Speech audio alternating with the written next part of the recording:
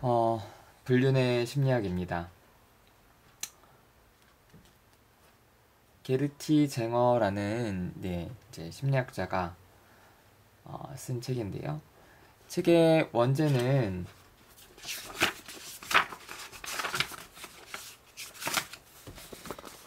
여기 보시면 보이시죠? 네.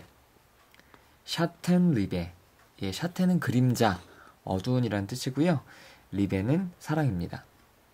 그러니까 굳이 따지자면 그림자 사랑, 이 정도 될 수 있을까요?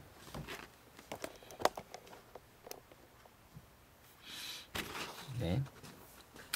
이 책은 샤텐리베라는 이 단어에서 아시겠지만 독일어고요. 이 저자 이름에서도 아실 수 있듯이 독일 어권. 그렇다고 독일 사람은 아니고요. 오스트리아 사람입니다. 불륜의 심리학, 어두운 사랑, 이 정도로 할 수 있는 이 책. 기본적으로 이 저자는 저자가 사실 한 명이 더 있습니다. 이제 발터 호프만이라고 하는 이 저자인데요. 이 두 사람은 이제 임상심리학자이자 정신분석적으로 훈련을 받은 사람들입니다. 미국에서는 심리학자 중에 정신분석 훈련 받는 사람을 찾기가 사실 쉽지 않은데요. 유럽에서는 많은 심리학자들이 정신분석 훈련을 받았고요. 이 두 사람도 정신분석적인 관점에서 일단 외도, 불륜에 대해서 풀어쓰고 있습니다.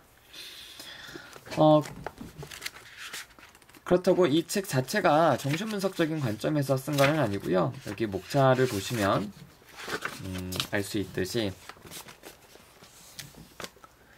진화와 불륜의 관계, 진화심리학적 관점에서도 진화적인 관점에서도 사랑과 외도에 대한 부분들을 얘기하고 있습니다. 자, 그리고 이 책에서 이제 이 책은 이렇게 불륜과 사랑에 대해서 여러 가지 심리학적인 접근, 해석, 또 간단한 어떤 연구들을 이제 서술하면서도요. 6장 7장 마지막에 불륜의 10가지 함정, 사람들이 왜 불륜에 빠져서 이제 헤어나오지 못하는가, 그리고 불륜에 빠지기 이전의 사람들한테 불륜이 결코 달콤한 어떤 그런 것만은 아니다, 이런 경고의 어떤 의문들이 있고요. 7장에서는 불륜에서 벗어나가는 10가지 방법, 이미 불륜에 빠져있는 사람들한테 그것에서 벗어날 수 있는 그런 방법들도 제시하고 있습니다. 자, 이 책에서 정신분석적인 관점에서 이제 불륜과 외도를 설명한 부분을 조금 읽어보면요. 자, 여기 한번 같이 보시죠. 성장 과정을 거치면서 한 인물, 대개 어머니에게 고착되었던 남성들은 파트너와의 관계에서 감각적인 충동, 감정적인 충동을 조화시키는 데 어려움을 겪는다. 근친상간의 근기로 어머니들은 아들의 성장 과정을 거치는 동안 아들로부터 탈섹스화 될 수밖에 없다. 그러니까 섹스의 대상이 아니게 되는 거죠.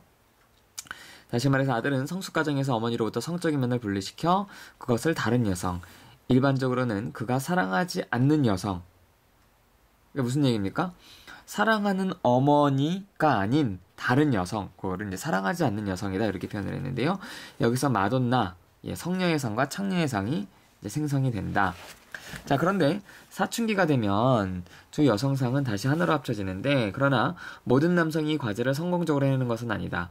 두 여성상이 합쳐지지 못할 경우 함부로 손대서 안 되는 마돈나의 상과 여성 파트너가 동일시되는 것은 시간 문제다. 자, 그래서 그녀는 어떤 경우에도 남편의 더러운 성적 욕망에 닿아서는 안 되는 것이다. 이거는 바로 이제 결혼을 한 배우자에 대한, 그러니까 두 여성상이 온전하게 잘 합쳐지지 못하게 되면 자신의 어머니에 대한 어떤 그런 이미지가 자신의 아내들에게 이제 덧붙여지게 되고요.